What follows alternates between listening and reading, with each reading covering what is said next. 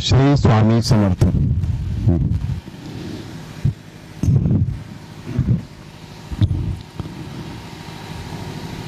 बघा, आज सातारा जिल्हा खटाव तालुका विखळे या गावामध्ये श्री गुरुदेव दत्त आध्यात्मिक विकास सेवा केंद्र या माध्यमातून एक सत्संग सोहळा, महासत्संग सोहळा आयोजित करण्यात आलेला आहे।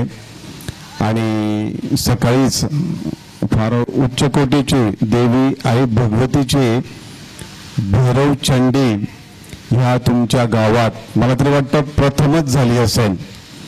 आणि हे यज्ञ एवढं जबरदस्त पॉवरफुल आहे, या यज्ञाची रक्षा आपलं भावी आयुष्य बदलू शकते। तर कुठल्याही प्रकारची समस्या असेल, शारीरिक मानसिक, याची रक्षा आपण जर पाण्यातून घेतली तर तुम्हाला याचा तात्काळ रिझल्ट मिळेल।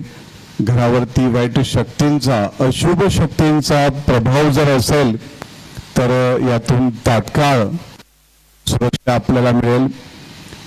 भैरव चंडी होणं त्या भूमीचं भाग्य असतं आणि हे भाग्य आमच्या गुरुदेव दत्त आध्यात्मिक विकास केंद्रातले ॲडमिन सौ वैशाली देशमुखताई यांनी हे कार्यक्रमाचं नियोजन आणि त्यांचा परिवार त्यांनी हे कार्यक्रमाचं नियोजन अतिउत्तम प्रकारे केलं। आणि हे सद्भाग्य विखळे गावामध्ये प्रथमच, याच्या आधी कधी झालंय का?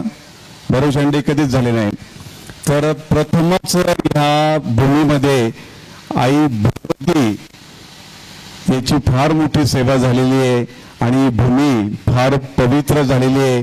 मी आत्ताच सर्वांना, ग्रामस्थ विखळे सर्वांना मी सांगू इच्छितो, तुमच्या गावामध्ये कुठल्याही प्रकारचा देवी देवतांचा शाप असेल किंवा इतरत्र काही ग्रामदेवतांच्या अडचणी असेल, त्याची सुटका आजपासून झालेली आहे।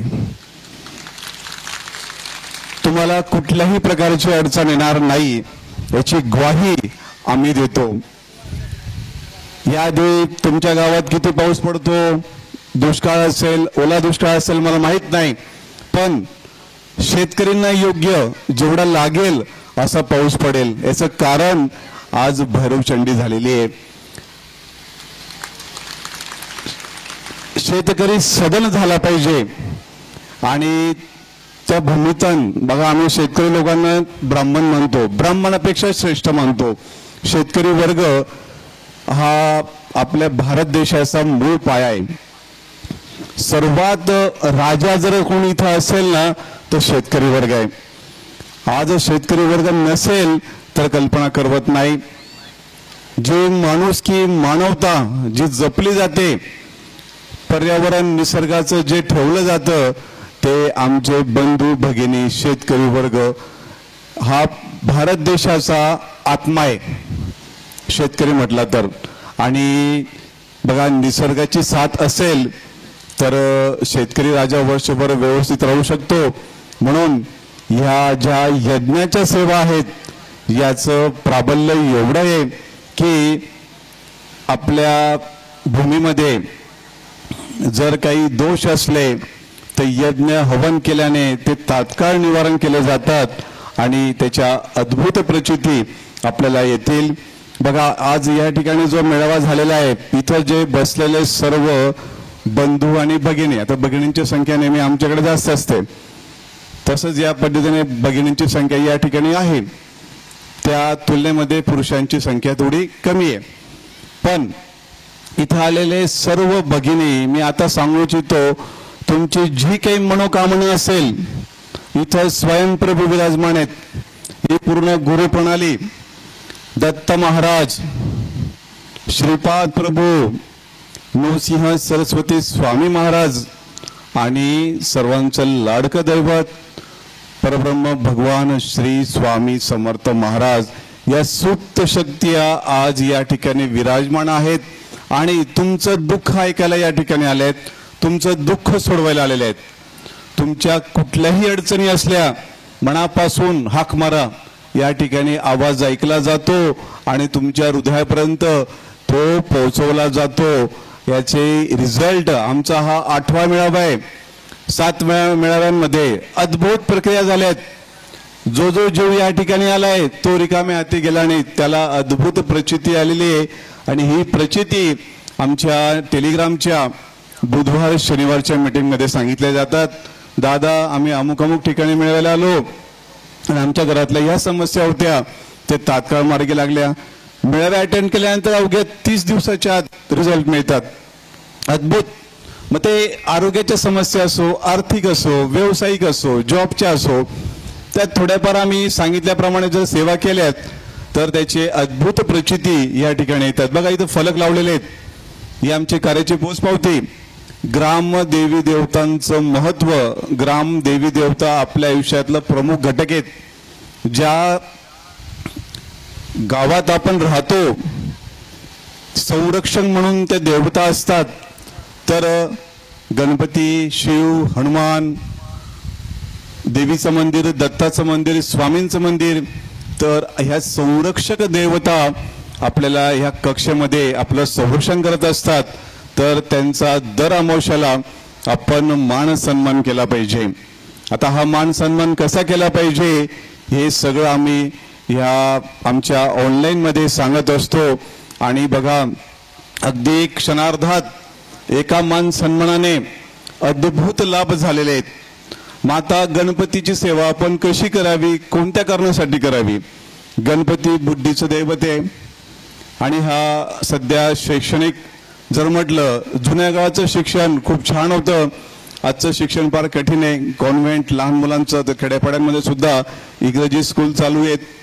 मुलांवरती वाढता प्रेशर आहे, दबाव आहे, त्यांची मानसिकता खराब झाली आहे. अशा वेळेस मुलांचा अभ्यास व्यवस्थित लक्षात राहण्यासाठी आणि मुलं योग्य त्या संस्कारात वाढण्यासाठी आम्ही गणपतीच्या सेवा सांगतो.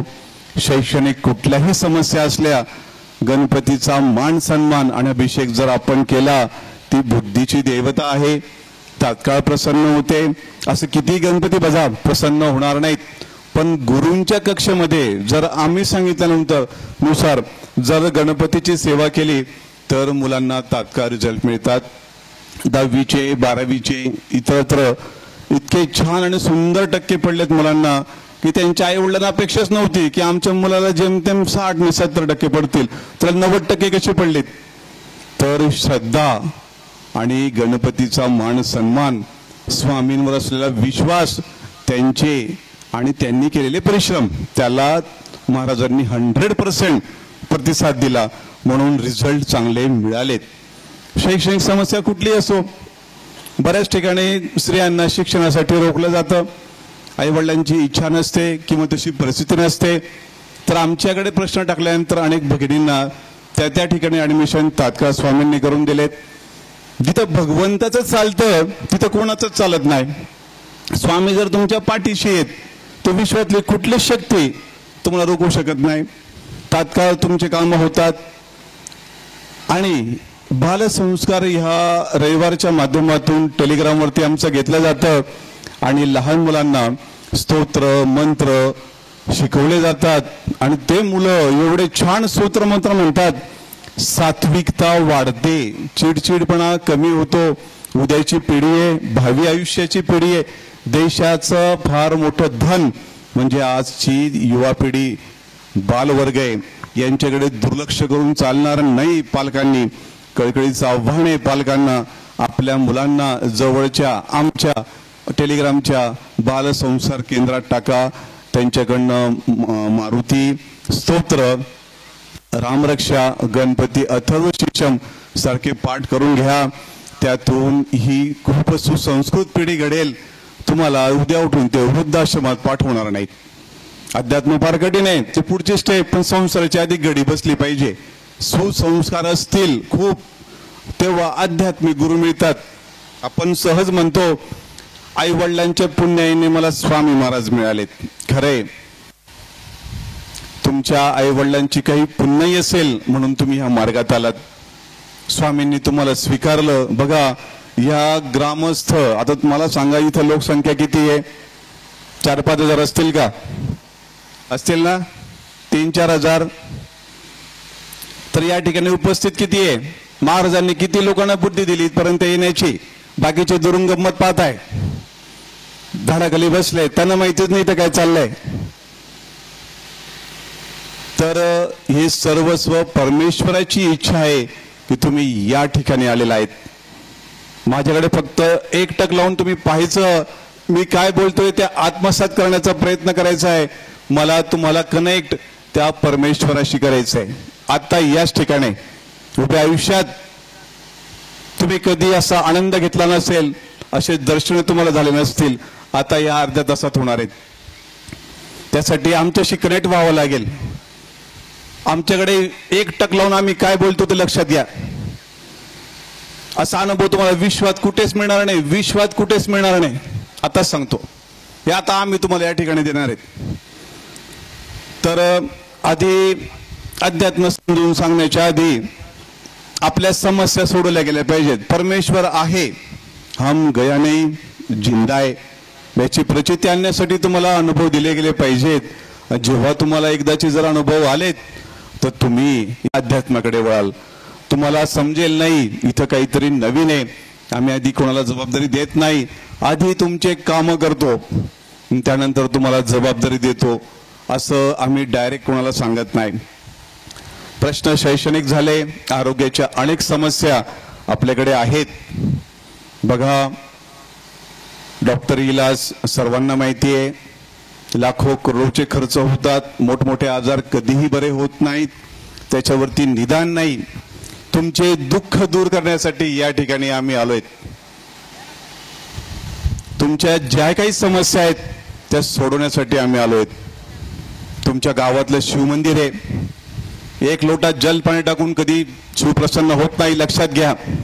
तर त्यासाठी रुद्रपाठ, शिवाची अति उच्च कोटीची सेवा ही घराघरात पोहोचली पाहिजे. रुद्र सेवा कशी करावी, आमच्या टेलिग्रामशी तुम्ही कनेक्ट व्हा. इथल्या वैशाली ताई देशमुख आहेत, त्यांच्याशी तुम्ही कनेक्ट व्हा, ते तुम्हाला टेलिग्रामला कनेक्ट करतील. आणि एकदा रुद्राची सेवा करून पहा.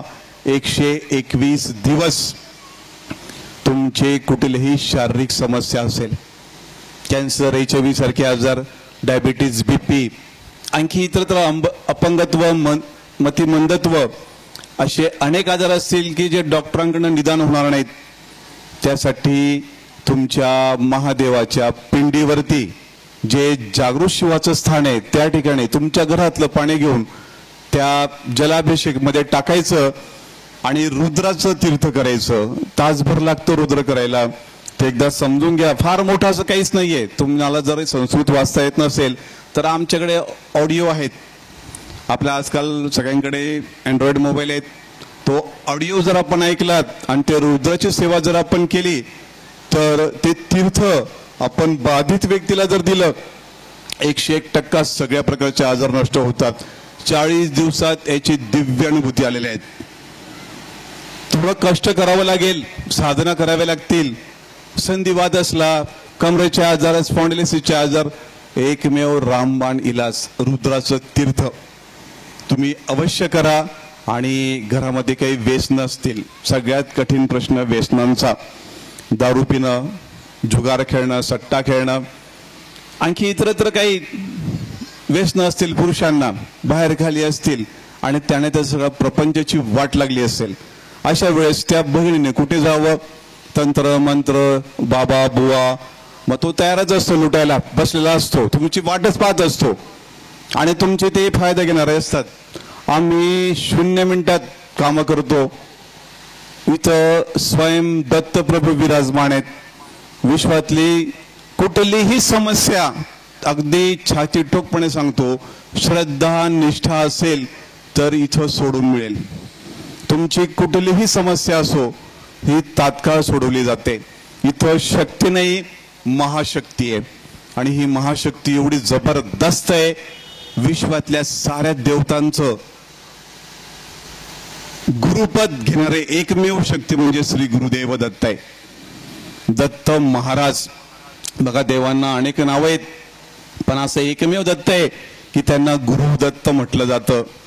ते अखिल ब्रह्मांडाचे, अखिल मानव जातीचे गुरु तर आहेच आहेत, पण सर्व देवी देवतांचे सुद्धा गुरु आहेत दत्तात्रय महाराज. आणि ह्या कलियुगाचे चालक, मालक, पालक, विश्वाचा अखिल ब्रह्मांडाचा कारभार त्यांच्या हातात आहे कलियुगामध्ये, हे दत्त महाराज. आणि ह्या दत्त महाराजांची सेवा आपण जर मनोभावे केली तर तात्काळ प्रसन्न होणार हे दत्त आहेत. बघा श्रीपाद प्रभू त्यांचेच अवतार दत्तप्रभूंचे, नृसिंह स्वामी महाराज, स्वामी महाराज हे त्यांचेच अवतार. दत्त आणि श्री स्वामी महाराज यात भेद काहीच नाही. श्री स्वामी समर्थ म्हटलं की स्वयं दत्त प्रभू हजर असतात, त्यांचेच अवतार आहेत, त्यांचंच कार्य आहे. म्हणून यात कणभर बी मतभेद न ठेवता ही प्रणाली एकच आहे. श्री स्वामी समर्थ म्हटलं की तुमच्या पुढे स्वयं दत्त प्रकट होतात. श्री गुरुदेव दत्त म्हटलं की स्वयं श्री स्वामी महाराज हजर असतात, विषयच नाही. तर हे अध्यात्म आयुष्यामध्ये एकदा अनुभवा. मानव जन्म कशासाठी दिलेला आहे? असं हे कुत्र्या मांजरांसारखं मरणे यासाठी मनुष्य जन्म नाहीये. मनुष्य जन्म फार दुर्मिळ महत भाग्याने तुम्हाला लाभलाय मानव जन्म, आणि तुम्ही तो अनासायस खर्च करताय. अगदी अडाणी माणूस त्याने जर भक्ती केली प्रभूंची तर तो चटकन त्या अध्यात्मामध्ये प्रगती करू शकतो. कारण भगवंताला फक्त भाव अपेक्षित आहे, तो फक्त भावाचा भुकेला आहे. आपलं काय होतंय, आपल्याला योग्य मार्गदर्शन नाही. प्रत्येक गल्लीमध्ये वेगवेगळे मार्ग तयार झालेत. आता कोणाच्या बैठकीला जावं, किती बैठका कराव्या, किती वारकरी संप्रदाय बजावेत, पण अजून विठ्ठल आम्हाला कळलाच नाही, कधी कोणी समजावून सांगितलंच नाही.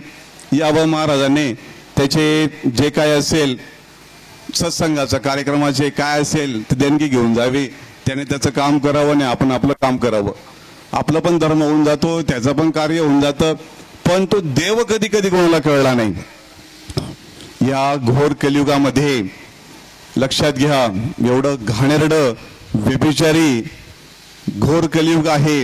या कलियुगात परमेश्वर समजून सांगणं साधी गोष्ट नाही.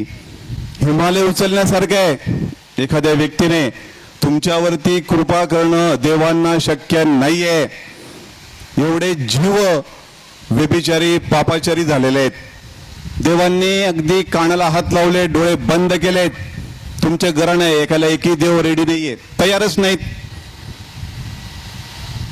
आपण दुर्गतीला गेलो या काळात जन्म घेऊन, मग आपल्याला सांभाळेल कोण? आपल्या या अनेक दोषांना सांभाळून घेणार गुरुतत्व कुठलं? तर एकमेव जे तत्व आहे श्री स्वामी महाराज आहेत. आपण स्वामींना गुरु करावं. देहदारी गुरूंच्या मागे लागू नका. आजच्या स्थितीमध्ये देहदारी गुरु विश्वात कुठेच मिळणार नाहीत. कारण देहदारी गुरु म्हणजे तत्व असावी लागतात. त्या या घोर कलियुगामध्ये येत नाहीत, थांबत नाही. इथलं हवा, अन्न, पाणी त्यांना चालत नाही. आपण कोणाचंही घरचं खाऊन टाकतो लगेच, कळत नाही आपल्याला. तर ह्या अखिल विश्वामध्ये सध्या तरी गुरु प्रणाली बंद झाली आहे. जीवाचा योगक्षम घेणं हा प्रकारच नाही, दीक्षा हा प्रकारच नाही. हे सगळ्या खोट्या दीक्षा आहेत. त्यांचं ते धर्माचा व्यापार चालू आहे. साक्षात परब्रह्माला श्री स्वामी महाराजांना गुरु करायचं. आणि जर असं जर तुम्हाला स्वप्नातून वगैरे महाराजांनी दृष्टांत दिले की अमुक अमुक व्यक्तीला गुरु कर, देहदारी गुरु, ते वस करायचं. अदरवाईज नो, कोणालाच गुरु करू नये. दत्त महाराज, श्रीपाद प्रभू, स्वामी महाराज, नृसिंह स्वामी महाराज यांनाच गुरु करावं. सध्याचे गुरु म्हणजे कोण? फक्त ग्रंथ हेच गुरु आहेत. ग्रंथ म्हटलंय तर श्रीपाद चरित्र, श्री गुरुचरित्र, नवनाथ चरित्र, भागवत हे ग्रंथ, गीतेसारखे ग्रंथ, हे ग्रंथच आपल्याला ज्ञान देऊ शकतात. आता हे ज्ञान देण्यासाठी ग्रंथांचं चिंतन करावं लागेल. योग्य मार्गदर्शनाखाली तुम्हाला यावं लागेल. तुम्हाला प्रत्येकाला वैयक्तिक स्वतंत्र बुद्धिमत्ता दिलेली आहे सगळ्यांना. त्याचा वापर, एखादा परिपाठ असतो, आपण लेसन वर्गात शिकवला जातो त्याचं तात्पर्य विचारलं जातं, तसं अध्यायांचं तुम्ही चिंतन करा, गुरुचरित्राचं चिंतन करा आणि हे चिंतन केल्यावरती तात्पर्य काढण्याचा प्रयत्न करा. आणि ते आयुष्यात अंमलबजावणी जोपर्यंत करत नाही तोपर्यंत स्वामी तुम्हाला अजिबात साथ देणार नाही. महाराजांना खोटं राजकारण केलेलं चालत नाही, बाहेर दाखवायचं ना आत वेगळं असं चालत नाही. साधी सरळ सेवा स्वामींना अपेक्षित आहे आणि आपण ही साधी सरळ सेवा जर मनापासून केली तर महाराज हाक मारता क्षणी प्रेझेंट असतात, तुमचं काम करायला आलेले असतात. परत एकदा तुम्हाला सांगतो बघा, या विश्वामध्ये तुम्हाला कोणी साथ देणार नाही. संकटाच्या काळात ओळख परिचय आपला होतो, समाज किती कामाचा, नातेवाईक किती कामाचे, मित्र परिवार किती कामाचा. अशा वेळेस भगिनी एकटे असतील, पुरुष बांधव एकटे असतील, एक कळकळीची हाक श्री स्वामी महाराजांना माना. बघा तात्काळ तुम्हाला ते अनुभव देतील. दत्तप्रभूंना हाक मारा आणि समजा ते जर आले नाहीत एक हाक आम्हाला मारा. तुमचं संकट कितीही असेल, किती मोठं असेल, या शक्तीपेक्षा संकट मोठं नाही. आम्ही तात्काळ येऊन तुम्हाला तिथं त्या ठिकाणी काही ना काही करून तुम्हाला समजू देणार नाहीत, पण त्या ठिकाणी तुम्हाला त्या संकटातनं सोडवण्याची जबाबदारी ही सर्वस्वी आमची असेल, गुरुप्रणालीची असेल. असं चॅलेंज देऊन सध्या तरी या युगात कोणी बोलत नाही. तर एकदा अनुभवा. बघा विश्वामध्ये चांगलं हे थोडंच असतं, वाईट भरभरून असतं. तर हे धर्मकार्य आहे आणि कितीही बोललं अध्यात्माविषयी अपूर्ण आहे. पण मी तुम्हाला कळकळीची विनंती सांगतो, 2 पाऊल श्रद्धा भक्तीने आमच्याकडे या. 1000 पावलं चालून ते परब्रह्मशक्ती तुमच्याकडे येईल. आमचं कार्य हे प्रभूंचंच नियोजन आहे, आमचं स्वतःचं नाहीये, श्री स्वामी महाराजांचंच नियोजन आहे. आणि या नियोजनामध्ये आपण सर्वांनी एकदा अनुभव घ्यावा. मी पुनश्च सांगतो, इथं आलेला प्रत्येक व्यक्ती आमचं लक्ष आहे. आमचं लक्ष असं असताना तर कोण कुठेही जरी बसलेला असेल आमच्यापासून एक जीव सुटत नाही. कुठल्याच मनोकामना मानू नका, सर्व विदित आहे प्रभूंना. आणि ज्यांनी आयोजन नियोजन केलं त्यांच्या घरी साक्षात महाराज बसलेले आहेत. ज्यांनी याच्यासाठी परिश्रम केलेत त्यांना आम्ही न सांगता देणार आहे आणि आम्ही देतो तर झोळी तुमची अपुरी पडेल घ्यायला, एवढं असतं. आता हे अनुभवातनं कळेल आणि अनुभव घेण्यासाठी थोडीशी मती, योग्य बुद्धी या ठिकाणी खर्च करायची स्वामींकडे. आपण जर थोड्या वेळसाठी कनेक्ट झालात, बघा आपण थोड्या वेळाने ध्यान घेणार आहोत आणि बरेच लोक या ठिकाणी इथं ध्यानासाठी येतात. ध्यान बघा आपल्या ऋषीमुनींची उत्तम संपत्ती आहे. मनुष्याचा देव कसा होतो हा ध्यानातूनच होतो. आपल्याला कोणी सांगितलंच नाही, आपल्याला माहितीच नाही. आपण फक्त काय आदर्श कोणाचा घेतो, आपल्याला आदर्शच माहिती नाही नेमका कोणाचा घ्यावा. रामायण महाभारताच्या कथा ऐकून आपण फार एंटरटेनमेंट म्हणून समजून सोडून देतो. पण ऐका, भारतीय संस्कृती जेवढी विशाल आहे, जेवढी जबरदस्त आहे, तिचा प्रचार प्रसार प्रथम परदेशात स्वामी विवेकानंदांनी केला. आणि बघा त्यांच्यासारखी मानव जात घडली पाहिजे ही आमची इच्छा आहे. प्रत्येक व्यक्ती स्वामी विवेकानंदांसारखा झाला पाहिजे आणि त्याने आचरणात तो विवेक आणला पाहिजे. तर त्यासाठी ही आध्यात्मिक प्रणाली सध्या पृथ्वीवरती गुरुदेव दत्त तत्व हे कार्यरत आहे. तर आपण सगळ्यांनी थोडं ताट बसा. आहे त्या ठिकाणी आपल्याला ध्यान घ्यायचंय. ध्यानामधूनच तुम्हाला सर्व प्रकारचे साक्षात्कार होतात. जे झाडाखाली बसलेत त्यांनी थोडं पुढे या, इकडे पण सावलीचे. ज्यांना ध्यान करायचंय त्यांनी आहे त्या जागेवर बसून ध्यान करायचंय आणि अनुभव घ्यायचे. परत ही संधी येणार नाही, आम्ही परत येणार नाही या ठिकाणी. ज्यांना अनुभव पाहिजे असतील त्यांनी हे ध्यान असं करावं, 5 मिनिटासाठी करायचंय. या ध्यानातून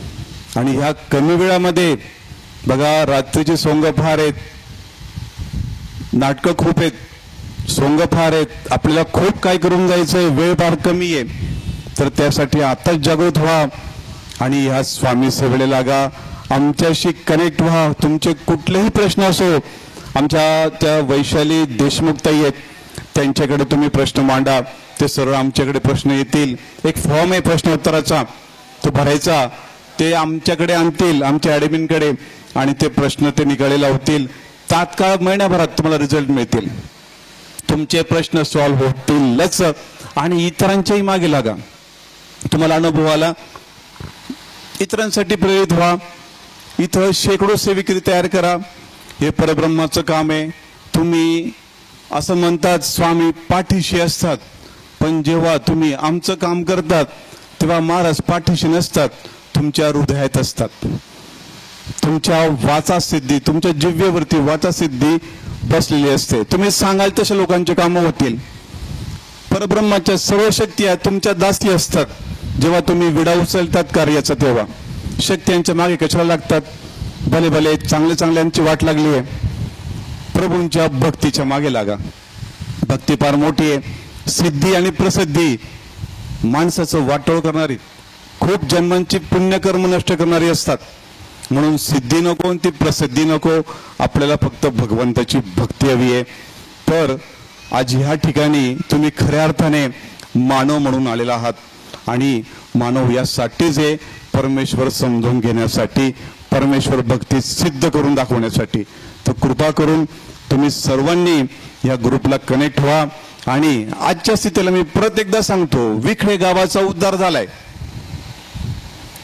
विखळे गावाचा उद्धार झालाय. त्यांच्या आज या भूमीवरती जे दुर्गा सप्तशीचा भैरवचंडी झालेली आहे, ती अद्भुत झाली आहे. आणि हे जो धूर पसरलाय तुमच्या डोळ्यापर्यंत गेला असेल आणि डोळ्यातनं अश्रू आले असतील, तर समजा तुमचे खूप दोष काढले गेलेत. आजच्या स्थितीला तुम्ही इथून कणी संकटमुक्त, रोगमुक्त, भयमुक्त होऊन जाणार आहेत. घरापर्यंत पोहोचणार तर तुमचे कामं झालेले असतील. हे महाशक्तीचं वचन आहे. चालेल, अधिक वेळ घेत नाही. या ठिकाणी हे माझं मार्गदर्शन मी आटपतो. माझा नेहमीचा मंत्र घेतो, शिवहर शंकर नमामि शंकर, शिवशंकर शंभो, हे गिरजापती भवानी शंकर, शिवशंकर शंभो, शिवशंकर शंभो, शिवशंकर शंभो. चालेल, श्री स्वामी समर्थ.